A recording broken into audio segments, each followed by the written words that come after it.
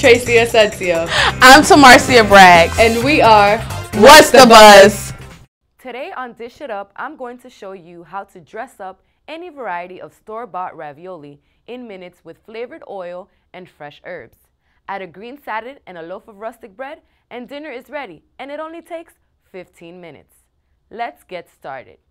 First, you will need these ingredients: 1/4 cup olive oil, 1/4 teaspoon crushed red pepper, salt, 18 ounces fresh or frozen spinach cheese or other ravioli, 3 tablespoons minced fresh chives or green onion, 3 tablespoons minced fresh parsley, 1 tablespoon fresh lemon juice. Then you are ready to begin. In a small saucepan, heat oil over low heat for 3 minutes, add red pepper and cook 2 minutes, set aside.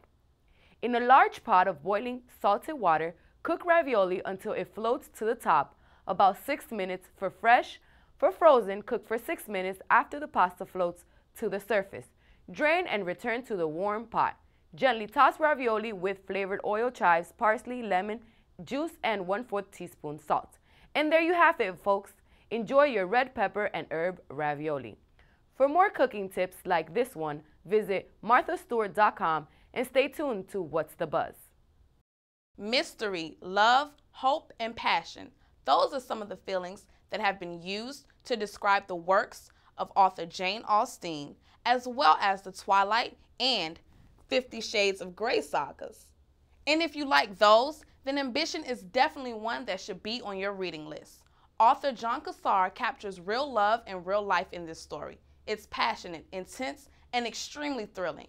You will try to predict what will happen, but the book takes turns you won't see coming. The characters in the story are relentless in the pursuit of their goals. Each of the lead characters are intertwined in a journey that leaves the reader energized and comforted. To find out more, visit www.ambitionbyjek.com, like the Facebook page Ambition-John Cassar, and follow on Twitter at Ambition_by-JEK. The book is now available via Kindle through Amazon. Today's Fit Tip is brought to you by Martin Heyman from Pinterest.com. He has a new set of rules that are sure to keep you in shape and most of all healthy. The rules go as follows.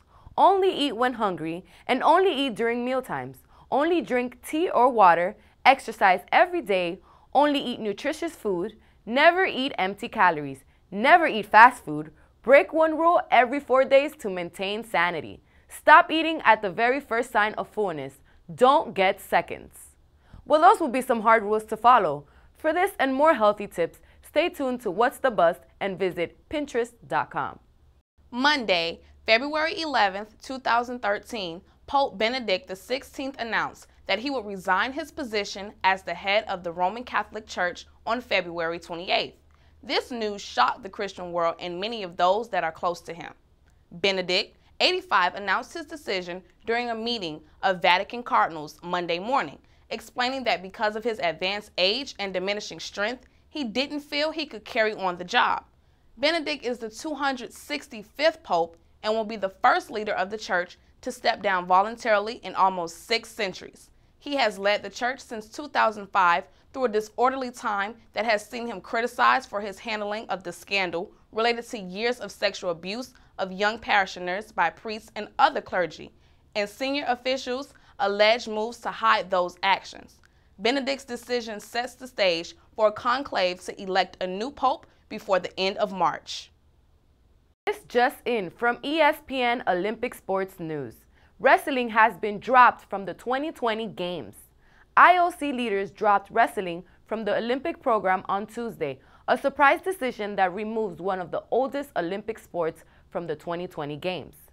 The IOC Executive Board decided to retain modern pentathlon, the event considered most at risk, and remove wrestling instead from its list of 25 core sports. The decision was first reported by the Associated Press. The IOC board acted after reviewing the 26 sports on the current Olympic program. Eliminating one sport allows the International Olympic Committee to add a new sport to the program later this year. Wrestling, which combines freestyle and Greco-Roman events, goes back to the inaugural Modern Olympics in Athens in 1896. IOC spokesman Mark Adams said, "This is a process of renewing and renovating the program for Olympics. In the view of the executive board, this was the best program for the Olympics game in 2020. It's not a case of what's wrong with wrestling, it is what's right with the 25 core sports." Wrestling featured 344 athletes competing in 11 medal events in freestyle and 7 in Greco-Roman at last year's London Olympics. Women's wrestling was added to the Olympics at the 2004 Athens Games. Wrestling will now join 7 other sports in applying for inclusion in 2020. The others are a combined bid from baseball and softball, karate, squash, roller sports, sports climbing, wakeboarding, and wushu. They will be vying for a single opening in 2020. For this and more sports update, stay tuned to What's the Buzz and visit espn.go.com. Are you considering being a residence assistant? Do you want to know how being an RA will benefit your life? Well, I sat with John Bernard Latortu, who serves as a residence assistant at St. Thomas University, and he discussed his experience as an RA with me.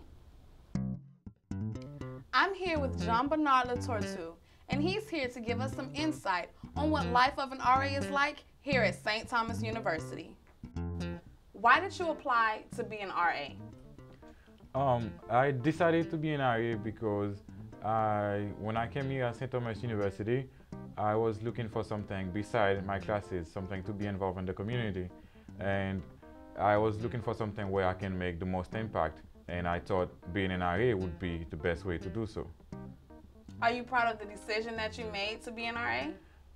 The decision, I am really proud of it. I can say I would recommend anyone else to be an RA because of the skills that I've learned since I've been an RA.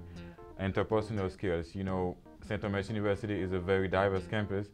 We deal with students from Asia, from Middle East, from Africa, from the Caribbean. So dealing with those students and teaching them and assisting them has been a great skill for me to interact with those students. Do you find it difficult balancing your school curriculum with your RA duties? It can be challenging somehow, but however, if you focus and if you know how to organize yourself, and one of the skills you learn as an RA is organizational skills, you can balance it out. For example, me, since I've become an RA, my grades have gotten better. I have gotten good grades because the skills that I learned as an RA, because you have to pay attention to details and so forth, those skills I can transfer them to the classroom where I've improved academically as well. Okay, you talked about utilizing your RA skills with your school curriculum, but what skills have you learned that can be utilized in the professional world after you graduate? In the professional world, an employer is always looking for somebody who can work in a team effectively. Communication skills, you know, to work in a team you need great communication skills. Those are the skills you learn as an RA. Interpersonal skills, management skills, these are great skills I also learn as an RA. Learn how to deal with stress and how to give the best response you can in an emergency or something like that. For example, as an RA, part of the training we are certified by Miami-Dade County to respond to emergencies and so forth. These skills I've learned them being part of the job. I know that many college students fret applying for RA because they think it's all work and no play. I know that's why I didn't apply at first. But are there any inside tips? Is the RA duty all work and no play, or is there some fun in between? It can be fun. For example, as an RA, you organize events for the residents, and those events you attend them as well. Then that's a fun thing to do. I always have fun running events. For example, last week we had an event for Black History Month, and the event was a success. I enjoyed it the most, more than the residents, I would say. So it can be fun. Well, thank you for your time, Jean Bernard. Thank you. Hopefully, this encourages students to apply to be residential assistants regardless of what institution they're at. Once again, I thank Jean Bernard for his insight. Stay tuned for more episodes of What's the Buzz. I'm TaMarcia Braggs.